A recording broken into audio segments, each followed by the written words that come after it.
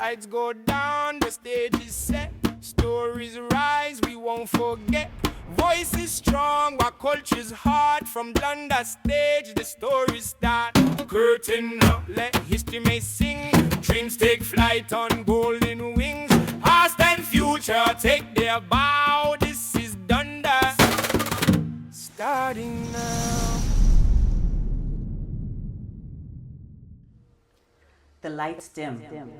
What does Dundas mean to you in one word and why? We just said family. Family. The curtains rise. We want to just provide a platform for people to just push their imagination to the limits. And a nation remembers who it is. What Michaella and I are really focused on is legacy building. The lights dim. The curtains rise. And a nation remembers who it is.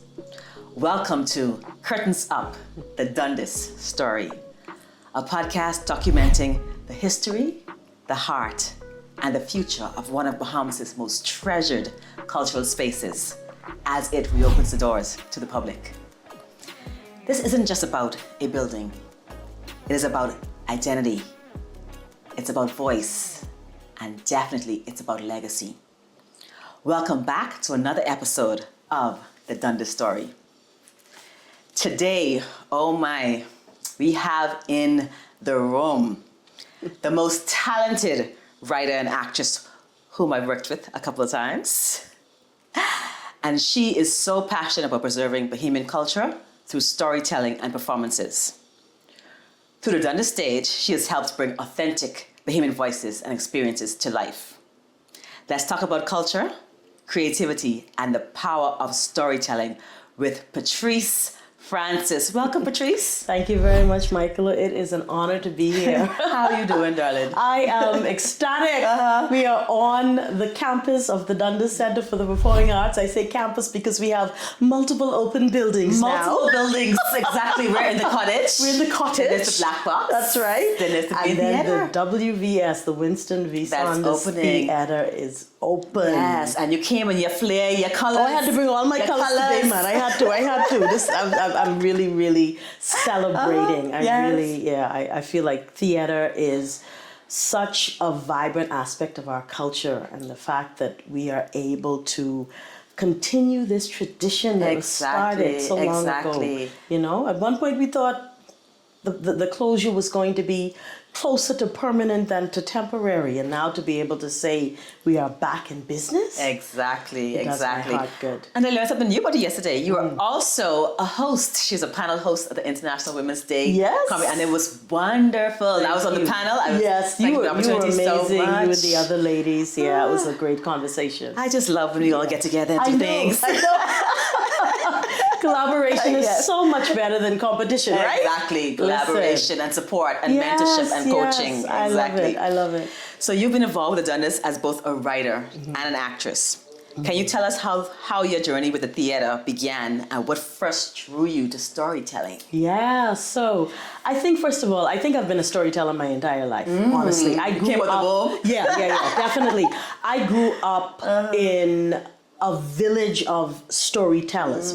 Oral tradition is very, very strong on both my mother's side of my family and my father's side of the family. My father himself is a storyteller, very animated.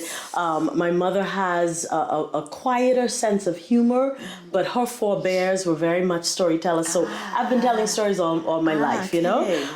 As far as my history with the Dundas, it actually started at St. Anne's High School. Really? So at St. Anne's, we had Sammy Bethel and Jane Poverumo initially, and then Dr. Dickelette Bethel joined a little bit later, and so we had many Dundas people. I remember in third form, which is the 9th grade, I had seen or heard an ad for a Dundas summer children's workshop, dance, music, theater, and Michaella, it was one of the few times in my childhood that I felt like I wanted this, like this was me, you know? And so I went to Jane Poverumo, was my French teacher at the time, and I said, Ms. Pove, I wanna go to this. It was like $250 for 6 weeks. But, you know, this was 1989. So you know, expensive then. that was expensive, you know. But I talked to my mommy, and my dad was all for it. I think everybody who knew me knew that would be a good use of this child's creative gifts, you know. And so I came, and then that fall, so I did that in the summer, and then that fall, Nicolette came to teach at St. Anne. She taught me language arts and literature. She's my Nicolette in school, in high school. She's my yes, man. Jealous? Listen. And she just had an amazing impact on me, because I thought that I was headed to medical school, to be honest with you. She was the very first person in my life who said, Patrice, you're not a doctor, you're a philosopher. She told me, you know, Where were you, Nicole? I needed you in as a teenager. Oh. Exactly. And not that I listened to her. I went on to COB and did biochem up to the associate still degree. did it? Okay. I still did it. But then at that point, when I was writing poetry in the science lab, at some point another professor said, Patrice, at some point you knew. Yeah, maybe journalism, maybe writing. It's not medicine. It's not pre-med. You know. Oh my gosh. So I had been cast in a couple of Dundas plays after doing. I actually did 3 consecutive summer workshops here at the Dundas as a student. So 89, 90, and 91. 90 was the biggest one, because they brought students from all of the family islands. Yes. You know, so it was like, I don't know, it felt like 80-something of us running around here on these grounds, you know, singing. I was never a dancer. You know, acting. It was just an incredible opportunity. And I feel like I've been connected ever since. I took a break when I went off to university, came back and wasn't sure at first, you know, like where I fit with the scene. And then saw Philip somewhere, and he was telling me about Shakespeare in Paradise starting in 2009. And I was like, yes, you know?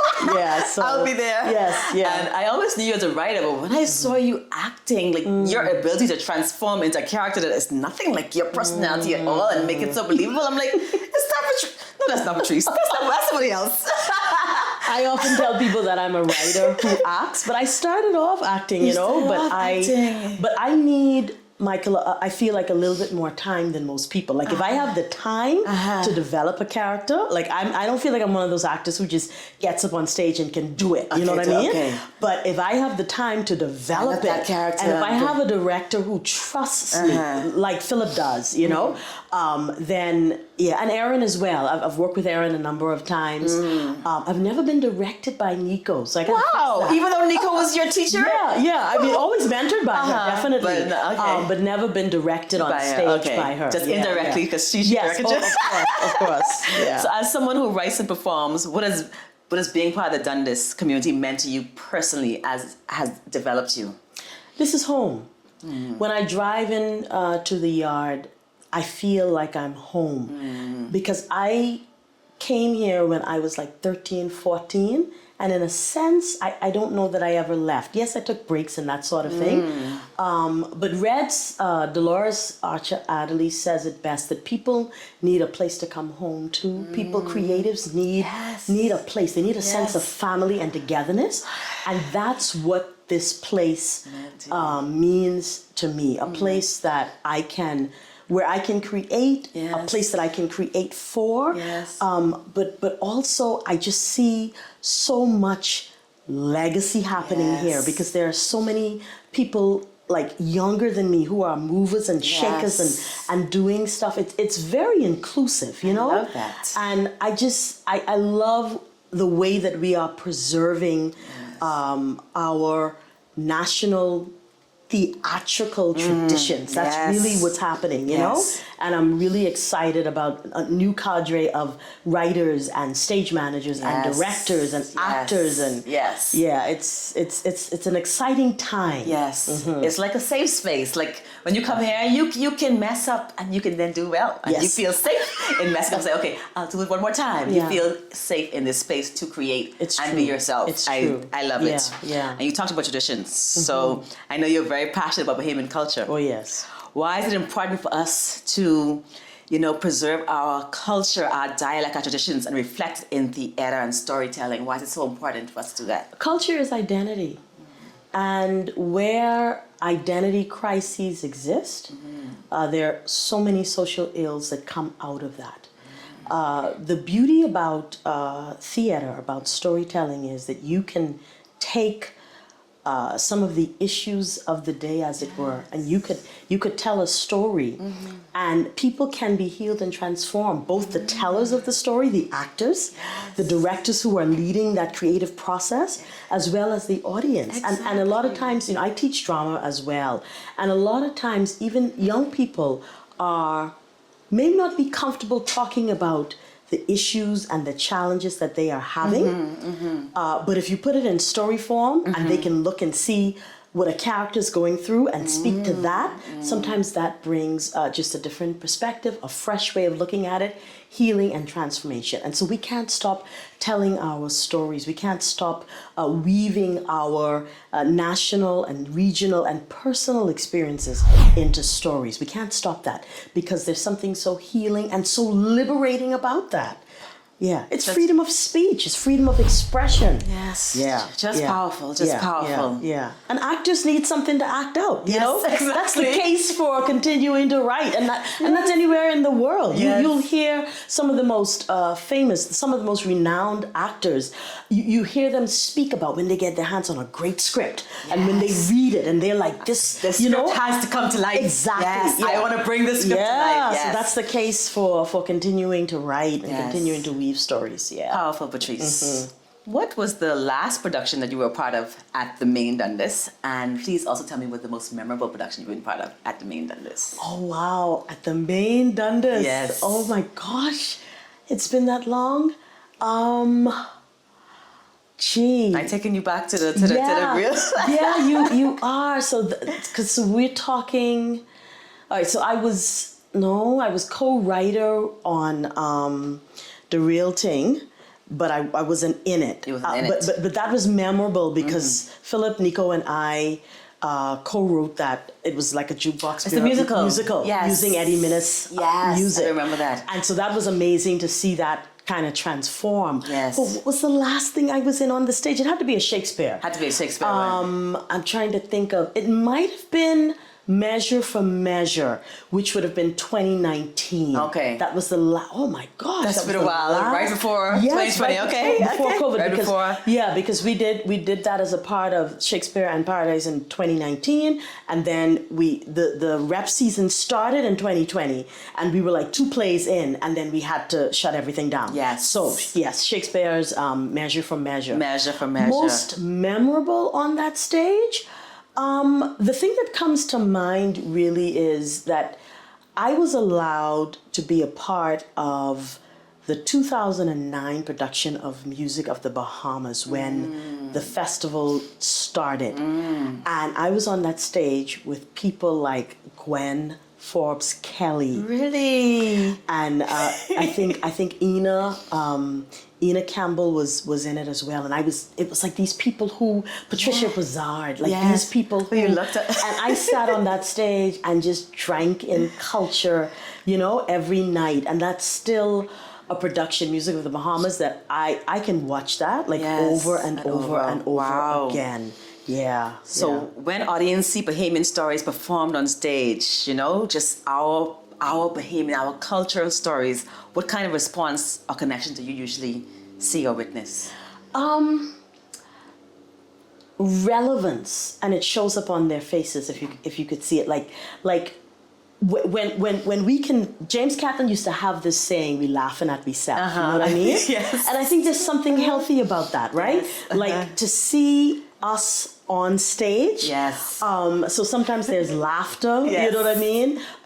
Tears. I was I'm a co-writer of First Comes Morning with J. Ben Hepburn, and I know that when that was first staged in the Philip A. Burrows Black Box, because it looks at the funeral traditions of the Bahamas, we had people who had to kind of dip out because they were they had experienced loss. They were still in active grieving and couldn't take some of those songs.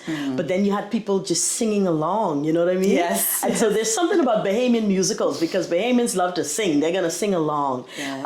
But when you watch them in the audience, you can tell that, they're taking it in. I know back in the day, Bahamian audiences were not comfortable with drama, with anything serious. So yeah. they would laugh at even the most serious things, you know? Yes. That has changed. I believe that as we've become more emotionally intelligent as a people, as we've become more aware of mental health, you see the nods now in the audience, you know what I mean? Like they're thinking and they're thinking, yeah. they're reflecting. They're still laughing, and we want them to still laugh at the things that are funny. Yes. But they're also moved by some of the things that are deeper. You know what I mean? I get it. Oh, Yeah. that's wonderful. Yeah. So what does it mean personally to you, for you to go to witness that the Dundas is reopening its doors next week? What does that mean for you personally? How do you feel? I am so excited and so expectant. Yeah. Because I have seen what theater can do for a life, for my own life. Yeah.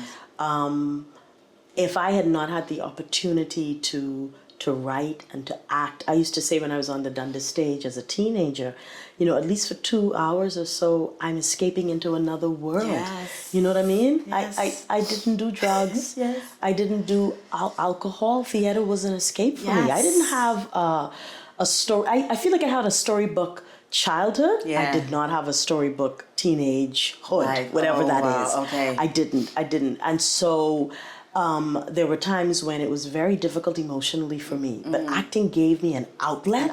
You know what I mean? A positive outlet. A positive outlet. It's positive. Right. You can get positive outlets. Yes, absolutely. Yes. You know, and writing did that for me. And so to know now that the WVS is open again, you know, that way, because not every work is well fitted for a black box stage. Yes. And we did it. We never stopped. Yes. Some people don't realize this, but thanks to Philip, to Nico, to Reds, to Cookie, to the whole team, we didn't stop. We kept on going. Yes. To people like you, Michaella, you know, who kept on pushing. Yes. People like Leah Forbes and Leslie, and which is Aaron. Kept It's just on I can't be. I shouldn't even start to call names. Yes, because you have to call 'Cause there's so many names, so right? many who are Dorian, passionate about so passionate, the right? theater, But we yes. never stopped in that small PAB, I call it, you know, the Yes. Philip A. Burrows Black Box. We did a whole year of Bahamian theater, Yeah. where for 13 months, Exactly. every single month we did a Bahamian Yes, I remember play. that, and everyone was excellent. Listen. So now knowing that the WVS is open, it's not like we're back in business. I say that, but we never went out of business. we never went out of business. But We kept doing now it. it's like you have Yes. now 2 working theaters Theaters. on the property. The Yes. amphitheater is going to become Yes. a reality soon enough. And then at the front, there's a deck that's lit and And it's that going you to, can do I can't remember what we're going to do up spoken there. word More and spoken word all and kinds of poetry. stuff. Child, please. Child, please. Listen here. But I can tell you the part of Dundas Story, because you call it a WVS. And at one time, I think it was Nico said WVS. He said, "What is that?" And he said, "Oh, the main theater, the Yeah. Winston Sanders, The Winston V. Saunders Theater." Yeah, Okay, named after him. Yeah. Yes. But I'm really ecstatic because what it means is it's more opportunities for us to develop young people Yes. who are interested in this. We do have an industry. Yes. And just having the larger theater there, then it makes for certain possibilities. I love it. The Bahamas Yes. National Youth Choir is going to be back after so many Yes, years. the and grand and that's a opening. tradition, Yes, you know? that's a tradition. Yeah, I'm Yes. happy. I'm Okay. really happy. How does theater contribute to preserving and celebrating Bahamian culture for future generations? So theater tells our stories, right? That's one of the things. So when young people come to the theater and they come to see a Bahamian play, and for me, a Bahamian play is not just a play that is set in the Bahamas.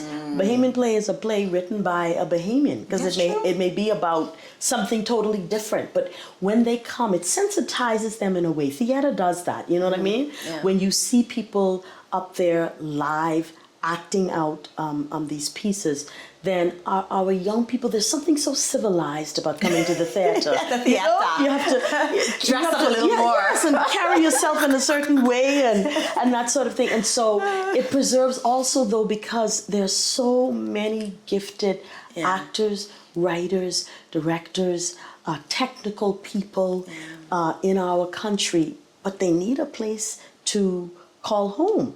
I was looking at something the other day. Oh, something I think that Aaron may have posted on Facebook.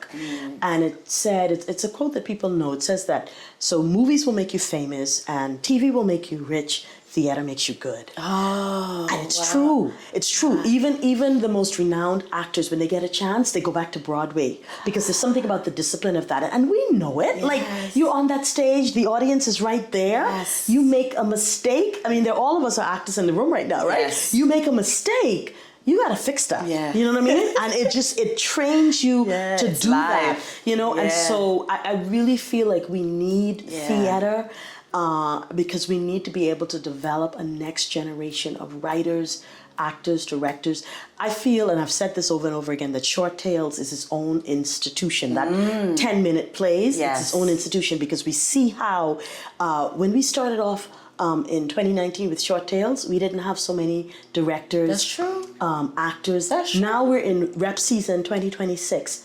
And I don't think that any of these plays that we're doing in the rep season are being directed by the same Philip or Nico. Okay, so we have those budding directors just grabbing at those opportunities. Yes. That is so we're awesome. developing artists, and when you wanna do that in a country, because it gives people, like we said, a positive outlet. You know, a way to express themselves. Yes. Yeah. So it's so beautiful. It is. It really is.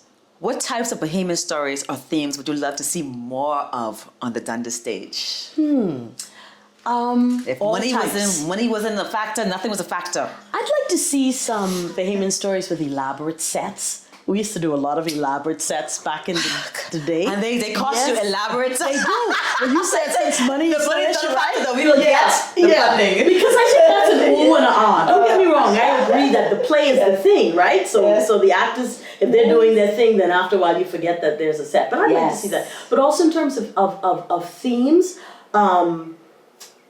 more stuff that have to do with mental health, but also more creative spins on our history. Philip did a 10-minute play, wrote a 10-minute play, Not Just Fry and Fritters. And it was really about... It wasn't even about reality. It was about the women's suffrage movement and the fact that these women had contributed so much more than just frying fritters in somebody's kitchen, right? Yes. And so being able to see Bahamian history come alive in a different way. I'd love to see that. More comedy, because I think we lean heavily on the drama, but it's nothing about sitting. I feel like we lean more on the comedy sometimes. And sometimes for Short Tales, like if you for Short Tales. when you think about Short Tales, because what our hope for Short Tales is that these 10-minute plays will be expanded into one act or full lengths, and I feel like with Short Tales, I feel like playwrights are writing the serious stuff, but not as much as comedy, maybe for the Short Tales. Okay. So Interesting. I'd love to see that. Interesting. This has been an awesome conversation, Patrice. We have to do it again in season 2 of the Dundas Story. Will be coming. Yes, I'd love we to definitely come back.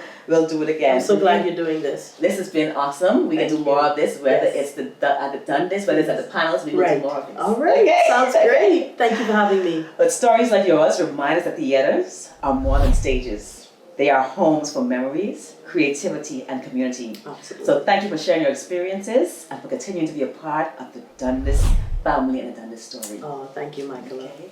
And to our viewers, remember, when the lights dim and the curtain rises at the Dundas, we are not just witnessing another performance, but the continuation of a cultural legacy.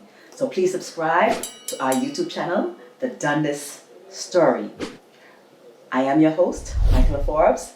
This has been Curtain Up, The Dundas Story, because every time the curtain rises, our stories continue. See you next episode. Don't forget, voice is strong, our culture's hard. From Dundas stage, the story start. Curtain up, let history may sing. Dreams take flight on golden wings. Past and future take their bow. This is Dundas, starting now.